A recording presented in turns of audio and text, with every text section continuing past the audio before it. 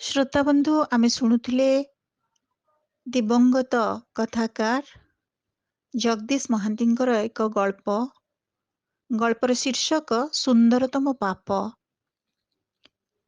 ଦ୍ୱିତୀୟ ଭାଗ। ପ୍ରଥମ ଭାଗଟି ଯେଉଁଠି ସରିଥିଲା ତା ପରଠୁ ଆରମ୍ଭ କରୁଛି। ଭୋବନୀ ସାହୁ ବି କୋଢିଆଟା, ହେଲେ ସେ କୁଷ୍ଠାଶ୍ରମର ଟ୍ରଷ୍ଟ ବୋର୍ଡର ମେମ୍ବର। ଏଯାଏଁ ଘର ଛାଡ଼ିନି ସେ। ତାର ଘରକୁ ଲାଗି ଛୋଟିଆ ପକ୍କା ଘରଟେ ବନେଇଛି, ସେଇଠି ରୁହେ ଭୋବନୀ ସାହୁ। ତାର ବଖରାରେ ଖଟ, ପଲଙ୍କ, ସୋଫା ସେଟ୍, ଟିଭି, ଏମିତିକି ଫ୍ରିଜଟେ ବି ଥୁଆ ହେଇଛି। ଖଟରେ ମୋଟା ଗଦି, ଗଦି ଉପରେ ଧୋବ ଫରଫର ଚାଦର। ଭୋବନୀ ସାହୁର ବହୁତ କୋଠା ଏ ବଜାରରେ। ପୁଅମାନଙ୍କର ସବୁ ଅଲଗା ଅଲଗା ବ୍ୟବସାୟ। ଭୋବନୀ ସାହୁ ହାତରେ ସେମାନଙ୍କର ଡୋର ଏବେ ବି ଅଛି। ସନ୍ଧ୍ୟାବେଳକୁ ପ୍ରତିଟି ପୁଅ ହିସାବ ଖାତା ଆଣି ହାଜର କରନ୍ତି ବୁଢ଼ା ପାଖରେ। ବିରଜା ବଣିଆଟି ଭୋବନୀ ସାହୁ ଭଳି ଏତେ ଧନୀ ନୁହଁ। ତାର ଗୋଟେ ସୁନା ଅଳଙ୍କାର ଦୋକାନ କୁଆଡ଼େ ଥିଲା। ତେବେ ସେ ସବୁ ବେପାର ଏବେ ବିରଜା ବଣିଆ ବୁଝୁନି। ଛୋଟିଆ ଘରଟିଏ ଓ ମନ୍ଦିରଟିଏ କରିଛି। ମନ୍ଦିର ପାଇଁ ବ୍ରାହ୍ମଣ ଖଞ୍ଜି ଦେଇଛି। ମନ୍ଦିର ଖର୍ଚ୍ଚ କୁଷ୍ଠରୋଗୀମାନଙ୍କ ପାଖରୁ ମିଳୁଥିବା ବଟିରୁ କରେ। ହେଲେ ତା ପାଖରେ ଭିଡ଼ ନାହିଁ। ସେ ଯୋଉ ଅଞ୍ଚଳର ମାଲିକ, ସେପଟେ ସେତେ ଭଲ ରୋଜଗାର ନାହିଁ। ତେବେ ବିରଜା ଭାରି ଢିଲା ମଣିଷ। କୋଢ଼ୀମାନେ ଯାହା ଦେଲେ ସେଥିରେ ସେ ଖୁସି। କିନ୍ତୁ ସୁନନ୍ଦା ନା ଭୋବନୀ ସାହୁକୁ ବଟିଟିଏ ନା ବିରଜା ବଣିଆକୁ। ସେ ଏମିତିରେ ଖାଲି ମନ୍ଦିର ପାଖରେ ହିଁ ବସିଥାଏ। ତେଣୁ ଭୋବନୀ ସାହୁ ବଟି ଦେବା କଥା, କିନ୍ତୁ ଭୋବନୀ ସାହୁ ଘରକୁ ବି ସୁନନ୍ଦା କେବେ ଯାଇନି। ଭୋବନୀ ସାହୁ ବି ଆଶ୍ଚର୍ଯ୍ୟ କଥା, ସୁନନ୍ଦାକୁ ବଟି ପାଇଁ କେବେ ଜିଗର କରିନି। ସମ୍ଭବତଃ ଏଇଟା ସୁନନ୍ଦାର ବ୍ୟକ୍ତିତ୍ୱର ଜୋର ଯେ କେହି ତାକୁ ଭରସି କିଛି କହିପାରନ୍ତି ନାହିଁ। କିନ୍ତୁ ପହିଲିର ବ୍ୟକ୍ତିତ୍ୱରେ ସେମିତି ଦୃଢ଼ତା ନାହିଁ ବୋଧେ। ସେ ଯେ ଦିନେ ସ୍କୁଟର ମେକାନିକ ଥିଲା, ଅନେକ ଶିକ୍ଷିତ ଭଦ୍ରଲୋକଙ୍କ ସହ ତାର ଭାବଦୋସ୍ତି ଉଠାପସା ଥିଲା, ଏବେ ଆଉ ସେସବୁର କିଛି ମାନେ ହିଁ ରହେନା। ପ୍ରଥମେ ନିଜର ସ୍କୁଟର ଗ୍ୟାରେଜର ଗରାଖମାନଙ୍କ ପାଖରେ ହାତ ପତେଇ ଭିକ ମାଗିବାକୁ ସଙ୍କୋଚ ଲାଗୁଥିଲା ପହିଲିକୁ, କିନ୍ତୁ ସେ ସଙ୍କୋଚ ବି ଭାଙ୍ଗିଗଲା। କେହି ଜଣେ ହେଲେ ତା ଆଡ଼କୁ ସମବେଦନାର ହାତ ବଢ଼େଇଲେନି। ଦେଖି ବି ନ ଦେଖିଲା ଭଳି ଆଡ଼ ହୋଇ ରହିଯାଆନ୍ତି, ଯେମିତି ସେମାନେ ପହିଲିକୁ ଚିହ୍ନି ନାହାନ୍ତି।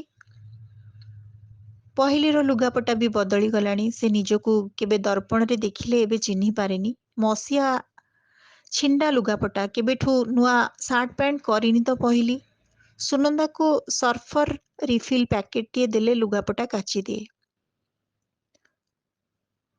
ସୁନନ୍ଦାକୁ ସର୍ଫର ରିଫିଲ୍ ପ୍ୟାକେଟଟିଏ ଦେଲେ ଲୁଗାପଟା କାଚିଦିଏ। ଖାଲି କୁହେ, ସର୍ଫ ପ୍ୟାକେଟଟେ କାହିଁକି ଆଣୁଛୁ ରେ? ମୁଁ କ'ଣ ଏତେ ଗରିବ ହେଇଛି ଯେ ସାବୁନ ଟିକେ ବି ଦେଇପାରିବିନି? ପହିଲି କିଛି କୁହେନା।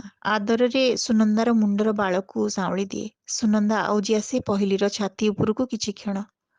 ମାତ୍ର କିଛି କ୍ଷଣ ପାଇଁ ସୁନନ୍ଦା ଭୁଲିଯାଏ ନିଜକୁ। ତାପରେ ପ୍ରକୃତିସ୍ଥ ହୁଏ, ପହିଲିଠୁ ଦୂରେଇ ଯାଏ। ସଂଲଗ୍ନ ଅପ୍ରତିଭ ହସ ହସେ। ଅନୁଭୂତିହୀନ ପହିଲିର କାନ ଦିଟା ଗରମ ଓ ଲାଲ ହୋଇ ଉଠେ। ସେ ଘୁଞ୍ଚିଯାଇ କୁହେ, ନା, ଏସବୁ ପାପ। କୋଉ ଯୁଗର ପାପ ଥିଲା ଯେ ଏସବୁ ଭୋଗିବାକୁ ପଡ଼ୁଛି ରେ ପହିଲି? ଆଉ ପାପ ନୁହେଁ। ପାପ କି? ପାପ ପୁଣ୍ୟ କଥା କେବେ ଭାବିନି ପହିଲି। କ'ଣ କହି ବୁଝେଇବ ସେ ସୁନନ୍ଦାକୁ? ପାପର ସଂଜ୍ଞା କ'ଣ ଜଣା? ଦୁନିଆରେ ଆଉ କୋଉ ଲୋକ ପାପ କରୁନାହାନ୍ତି? ସେମାନଙ୍କୁ ତ କାହିଁ କୁଷ୍ଠ ହେଉନି?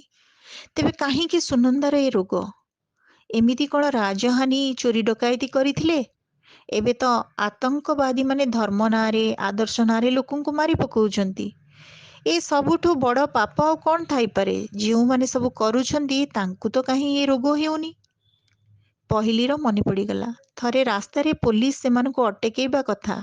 ସେମାନେ ଟ୍ରେନରେ ଭିକ ମାଗିସାରି ଫେରୁଥିଲେ। ରାସ୍ତାରେ 2-3 ଜଣ ପୋଲିସ ଧରି ପକେଇଲେ। ଶଳେ, ହାତରେ କନା ଗୁଡ଼େଇ କୁଷ୍ଠରୋଗୀ ସାଜି ଡ୍ରଗ୍ସ ବିକୁଛ କହି ବାଡ଼େଇବା ଆରମ୍ଭ କରିଦେଇଥିଲେ। ପହିଲି ପ୍ରତିବାଦ କରିଥିଲା, କାହିଁକି ଏମିତି ବାଡ଼ଉଛ? ଆମେ ଚୋରି କରିଛୁ କି? ଆମେ କୁଷ୍ଠାଶ୍ରମର ଲୋକ।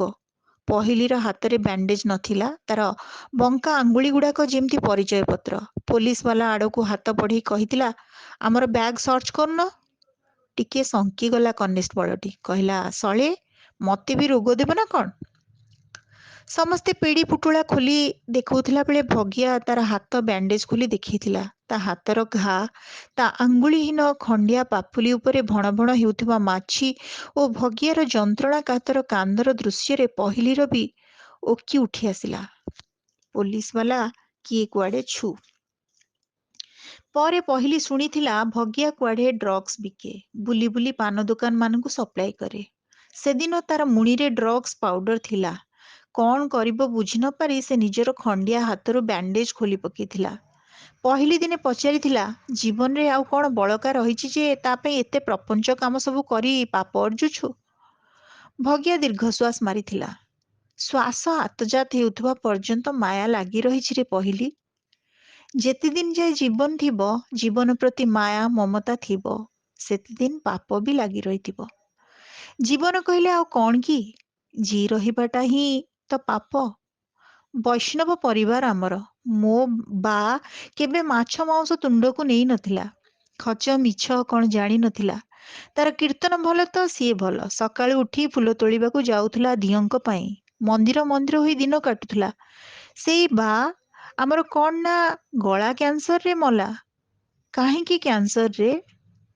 ନା ପାପ କରିଥିଲା?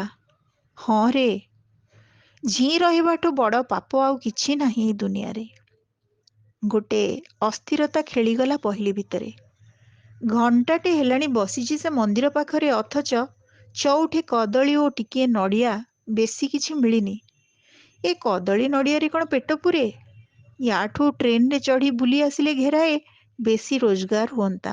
ଅନ୍ତତଃ ଆଉ 2 କପ୍ ଚା ଓ 2-4ଟା ଗୁଲୁଗୁଲାର ପଇସା ତ ଉଠନ୍ତା। ଅନେକ ଥର ଭାବିଛି ପହିଲି, ନା ଆଉ ନୁହଁ।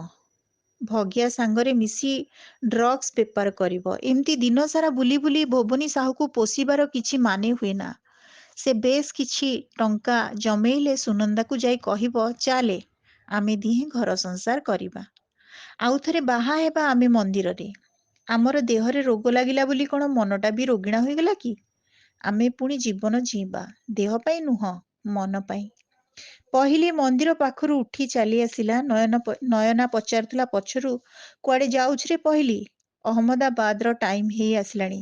ତୁ ଯଦି ଷ୍ଟେସନ ଆଡ଼େ ଯାଉଛୁ ମୁଁ ବି ଯିବି। ପହିଲି ଉତ୍ତର ଦେଲାନି। ସେ ସିଲଭର କଂସାଟିକୁ ତାର ମୁଣି ଭିତରେ ଭର୍ତ୍ତି କରି ଛୋଟେଇ ଛୋଟେଇ ଚାଲିବାକୁ ଆରମ୍ଭ କଲା। ପାଦରେ ଟାୟାରର ଚପଲଟା ଛିଣ୍ଡି ଆସିଲାଣି। ଆଉ ହଳେ ଚପଲ କିଣିବାକୁ ପଡ଼ିବ। ତାର ମନେ ପଡ଼ିଗଲା ଭଗିଆର କଥା, ଝି ରହିବାଟା ହିଁ ତ ପାପ। ଆଃ, ମନ ଉପରୁ ବୋଝ ଗୋଟେ ଓହ୍ଲେଇ ଯାଇଛି ଯେମିତି। ସେ ଏଥର ସୁନନ୍ଦାକୁ କହିବ, ତୁ ଆଉ ପାପ ଫାପକୁ ନେଇ ମୁଣ୍ଡ ଖେଳାନା। ଝି ରହିବାଟା ହିଁ ତ ପାପ। ପାପ ଅଛି ବୋଲି ତ ଆମେ ଝି ରହିଛୁ, ନହେଲେ ଝି ରହିବାର ମାନେ କଣ ଥାନ୍ତା? ଫର୍ଚ୍ଚା ହୋଇଗଲାଣି। ପୂର୍ବପଟେ ନାଲି ସୂର୍ଯ୍ୟ, କଅଁଳା ଖରା, ଧୂଆଳିଆ କୁହୁଡ଼ି, ଶୀତୁଆ ପବନ, ପତ୍ରରେ ଝଲମଲ ଶିଶିର ବିନ୍ଦୁ, ମର୍ଣ୍ଣିଂ ୱାକ୍ରେ ବାହାରିଥିବା ସୁନ୍ଦରୀ ଝିଅଙ୍କ ପଟୁଆର, ପେପରବାଲାର ସାଇକେଲ, ଦୁଧବାଲାର ଟ୍ରଲି ରିକ୍ସା, ଟ୍ୟୁସନ ପଢ଼ିବାକୁ ଯାଉଥିବା ପିଲାର ସାଇକେଲ, ମନ୍ଦିର ପଟରୁ ରେକର୍ଡରେ ଭଜନ ଓ ମନ୍ତ୍ରପାଠ, ବନ୍ଦ ଥିବା ଦୋକାନ, ରାସ୍ତା ଝାଡ଼ୁ କରୁଥିବା ମେହେନ୍ତର, ବସ୍କୁ ଅପେକ୍ଷା କରିଥିବା କର୍ମଜୀବୀମାନେ, ସମସ୍ତଙ୍କୁ ଦେଖିଲା ପହିଲି। ଜୀବନଟା ଭାରି ସୁନ୍ଦର ମନେ ହେଲା। ତାର ମନେ ପଡ଼ିଲା ଭଗିଆର କଥା, ଜୀବନଟା ହିଁ ପାପ। ପହିଲି ମନେ ମନେ ସ୍ଥିର କରିନେଲା, ୟା ପରେ ସେ ଡ୍ରଗ୍ସ ବିକିବ। ଭଗିଆ କହୁଥିଲା, ଦୋକାନ ଖାଲି ପହଞ୍ଚେଇ ଦେଇ ପାରିଲେ ଦିନକୁ 100 ଟଙ୍କା ଥୁଆ। ମାନେ ମାସକୁ 3000। ମାନେ ସେ ସୁନନ୍ଦାକୁ ବାହା ହେଇ ପାରିବ। ସେମାନଙ୍କର ଗୋଟେ ସଂସାର ହେବ। ଘର ସାମ୍ନାରେ ପର୍ଦ୍ଦା ଝୁଲିବ। ସକାଳୁ ଉଠି ବିଛଣା ସଜେଇକି ରଖିବ। ସୁନନ୍ଦା ଘର ଓଳେଇବ, ଟିଭିରୁ ମଇଳା ପୋଛିବ, ସୋଫା ସେଟ୍ର କୁସନ ବଦଳେଇବ, ରୋଷେଇ କରିବ ଓ ଦୁଆର ଆଡ଼କୁ ଅନେଇ ପହିଲିର ପ୍ରତୀକ୍ଷାରେ ବସି ରହିବ। ଜୀବନଟା ଭାରି ସୁନ୍ଦର। ତାର ମନେ ପଡ଼ିଗଲା ଜୀବନ ମାନେ ହିଁ ପାପ। ତାର ମନେ ହେଲା ପାପଟା ହିଁ ସବୁଠୁ ସୁନ୍ଦର। ସେ ମନେ ମନେ ସବୁ ପ୍ରକାର ପାପର ଗୋଟେ ତାଲିକା କଲା। ନା, ଅନ୍ୟ କୌଣସି ପାପ ତାକୁ ଏତେ ଆକର୍ଷିତ କଲାନି। ଡ୍ରଗ୍ସ ବିକିବାଟା ହିଁ ସବୁଠୁ ସରଳ ଓ ପରିଶ୍ରମହୀନ ପାପ ମନେ ହେଲା ଓ ସେ ମନେ ମନେ ଠିକ୍ କରିନେଲା, ଏଇଟା ହିଁ ସବୁଠୁ ସୁନ୍ଦରତମ ପାପ। ୟାକୁ ଥରେ ପ୍ରୟୋଗ କରାଯାଇପାରେ। ଭାବୁ ଭାବୁ ପହିଲି କେତେବେଳେ ସୁନନ୍ଦାର ଘର ସାମ୍ନାରେ ପହଞ୍ଚି ଯାଇଥିଲା। ସୁନନ୍ଦାର ବସାଘର ସାମ୍ନାରେ ପରଦା ଝୁଲୁଥିଲା। ପହିଲିର ମନେ ହେଲା ଏଇଟା ହିଁ ତାର ଘର, ସ୍ୱପ୍ନର ଘର, ସୁନ୍ଦରତମ ଘର ଓ ପାପର ଘର। ସୁନନ୍ଦା ବସିଥିଲା ଦୁଆର ପାଖରେ କଟନ ଶାଢ଼ୀ ପିନ୍ଧି ଦେବୀ ମୂର୍ତ୍ତି ପରି। ପହିଲିକୁ ଲାଗିଲା ସୁନନ୍ଦା ଦେବୀ, ସେ ତାରି ନାରୀ, ତାର ପ୍ରତୀକ୍ଷାରେ ହିଁ ବସିଛି ଯେମିତି। ପଚାରିଲା, କେମିତି ଅଛୁ କିଲୋ? ସୁନନ୍ଦା ଉତ୍ତର ଦେଲାନି। ଗୋଟେ ଆସନ ପାରିଦେଲା ବସିବାକୁ। ଦିହ ପା ଭଲ ଅଛି ତ? ସୁନନ୍ଦା ଏଥର ବି କିଛି କହିଲାନି। ଗ୍ଲାସେ ଆଣି ପାଣି ଦେଲା ପିଇବାକୁ। ମନ୍ଦିର ଆଡ଼କୁ ଗଲୁନି? ରୋଜଗାର ନ କରି ଖାଇବୁ କେମିତି? ସୁନନ୍ଦା ପଚାରିଲା। ଚା ପିଇବ? ପହିଲି ବୁଝିପାରିଲା ସୁନନ୍ଦାର ମନ ଖରାପ ଅଛି। ପୁଣି ଥରେ ପଚାରିଲା, କଣ ହେଇଛି କିଲୋ ତୋର? ଏତେ ଗମ୍ଭୀର ମୁହଁ କରି ରହିଛୁ ଯେ? ସୁନନ୍ଦା କିଛି ଉତ୍ତର ଦେଲାନି। ହାତରେ ଲାଗିଥିବା ବ୍ୟାଣ୍ଡେଜ ଖୋଲିବାକୁ ଆରମ୍ଭ କଲା। ପହିଲି ଲକ୍ଷ୍ୟ କରିନଥିଲା ସୁନନ୍ଦାର ହାତରେ ଥିବା ବ୍ୟାଣ୍ଡେଜକୁ। କେବେଠୁ ଏମିତି ବ୍ୟାଣ୍ଡେଜ ବାନ୍ଧୁଛି ସୁନନ୍ଦା? କାହିଁ ପୂର୍ବରୁ ତ ଦେଖିନି ତ। ଏଇ ଭିତରେ ହେଇଥିବ ହୁଏତ। ସୁନନ୍ଦା ତାର ବ୍ୟାଣ୍ଡେଜ ଖୋଲିଲା। ଗଜ ଓ ତୁଳା ଲାଗିଯାଇଥିଲା ଘାରେ। ଧୀରେ ଟାଣି ଟାଣି ଗଜ ଓ ତୁଳା ଛଡ଼େଇଲା ସୁନନ୍ଦା। ରକ୍ତ ଜୁଡୁବୁଡୁ ଗଜ କନା ଓ ତୁଳା ବାହାରି ଆସିଲା। ବଡ଼ ବଡ଼ ନୀଳ ମାଛିଗୁଡା କେଉଁଠି ଥିଲେ ଧାଇଁ ଆସିଲେ ଭଣ ଭଣ କରି। ପହିଲିର ମନେ ପଡ଼ିଗଲା ଭଗିଆର ରକ୍ତ ସାଲୁବାଲୁ ଧଳା ଧଳା ହାତ ଦେଖାଯାଉଥିବା ଖଣ୍ଡିଆ ବିଭତ୍ସ ହାତ ଦିଟା। ସୁନନ୍ଦାର ବି ସେମିତି ହୋଇଯିବ ତେବେ? ପହିଲି ତ ଠିକ୍ କରି ଆସିଥିଲା ଆଜି ସୁନନ୍ଦାକୁ ସିଧା ସିଧା ଶୁଣେଇଦବ ସେମାନଙ୍କ ବାହାଘରର ଯୋଜନା କଥା। ରାସ୍ତା ସାରା ଭାବି ଭାବି ଆସିଥିଲା ସୁନନ୍ଦାକୁ କହିବ ଯେ ଏତେ ପାପ ଫାପ କଥା ଭାବିବାଟା ହିଁ ମୂର୍ଖାମି। ଜୀବନ ଜୀଇବା ମାନେ ହିଁ ପାପ। ଆମେ ଜୀବନଟାକୁ ସୁନ୍ଦରତମ ପାପ ବୋଲି ମାନି ନେବା। ସୁନନ୍ଦା ହାତଟାକୁ ପହିଲି ସାମ୍ନାରେ ତୋଳି ଧରିଲା। ପହିଲିକୁ ମନେ ହେଲା ସୁନନ୍ଦା ଯେମିତି କହୁଛି, ଦେଖ ତୋର ସୁନ୍ଦରତମ ପାପକୁ ଦେଖ। ଆଖି ସାମ୍ନାରେ ଭାସି ଉଠିଲା ଭଗିଆର ରକ୍ତାକ୍ତ ଖଣ୍ଡିଆ ହାତ। ପହିଲିର ଆଉ ଥରେ ଉକି ଉଠେଇ ଆସିଲା। ଶ୍ରୋତାବନ୍ଧୁ, ଆମେ ଆଜି ଶୁଣୁଥିଲେ ଯଶସ୍ୱୀ କଥାକାର ଜଗଦୀଶ ମହାନ୍ତିଙ୍କର ଏକ